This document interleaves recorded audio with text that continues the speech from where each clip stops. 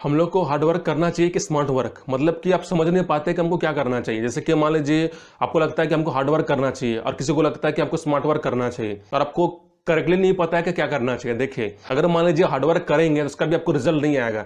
अगर मान लीजिए स्मार्ट वर्क भी करेंगे तो उसका भी रिजल्ट नहीं आएगा।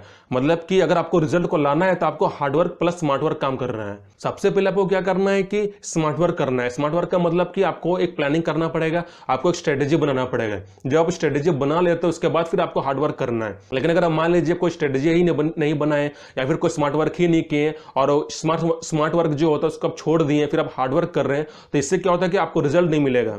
बहुत लोग ये भी कहते हैं कि हमको हार्ड वर्क भी करना चाहिए, बहुत लोग ये भी कहते हैं कि स्मार्ट वर्क करना चाहिए। लेकिन मेरे ओपिनियन में क्या है कि आपको स्मार्ट वर्क प्लस आपको हार्ड वर्क करना है। सबसे पहले आपको क्या करना पड़ेगा, स्मार्ट वर्क करना है। स्मार्ट वर्क का मतलब कि सबसे पहले आपको ऑब्जेक्टिव बनाना है, सबसे पहले आपको गोल सेट करना है, उसके बाद क्या है कि आपको प्लानिंग करना है। जब ये काम कर लेते हैं उसके बाद फिर आपको हार्ड वर्क करना है, मतलब कि आपको फिजिकली एफर्ट लगाना पड़ेगा। लेकिन अगर मान लीजिए सबसे पहले हार्ड वर्क करेंगे तो फिर आपको रिजल्ट नहीं मिलेगा। मतलब कि आपको ये पता है कि आपको जाना है, लेकिन आपको ये नहीं पता है कहां जाना है। लेकिन आप चलते जा रहे लेकिन आप कहीं पर पहुंच नहीं रहे, तो ये आपका हार्ड वर्क होता है, लेकिन आपको उसमें रिजल्ट नहीं मिलेगा। तो रिजल्ट को लाने के लिए आपको क्या करना पड़ेगा कि आपको सबसे पहले स्मार्ट वर्क करना है। जब तक स्मार्ट वर्क नहीं करेंगे तब तक उस जगह तक पहुंचेंगे नहीं। जैसे कि फॉर एग्जांपल आप कोई एग्जाम का तैयारी कर रहे हैं और जब भी आप एग्जाम का तैयारी करते हैं लेकिन आपको ये नहीं पता है कि क्या पैटर्न है, क्या सिलेबस है, तो सबसे पहले जब भी कोई जब तैयारी करते हैं तो आपका सिलेबस आपका पहले समझना पड़ेगा कि वो सिलेबस क्या है। जब भी कोई आप एग्जाम का तैयारी करते हैं तो सबसे पहले आपको ये समझना पड़ेगा कि हम कौन सा एग्जाम का तैयारी कर रहे हैं। जैसे कि फॉर एग्जांपल अगर आप साइंस की तैयारी कर रहे हैं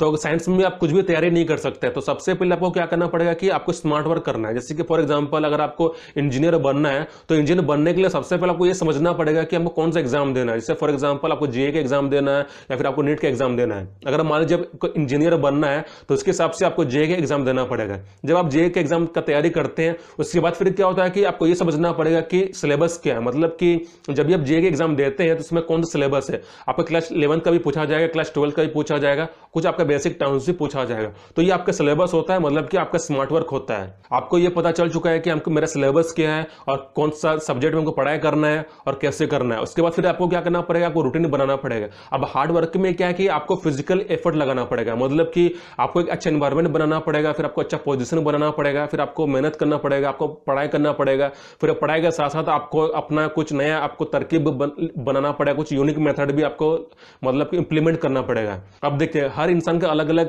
पोटेंशियल होता है, अलग अलग क्षमता होता है। सबसे पहले आपको यह देखना पड़ेगा कि हमको कौन सा क्षमता हमको मतलब भाता है, आपको पहले यह देखना पड़ेगा। हर इंसान का अलग रूटीन होता है, हर इंसान का अलग अपना कैपेसिटी होता है।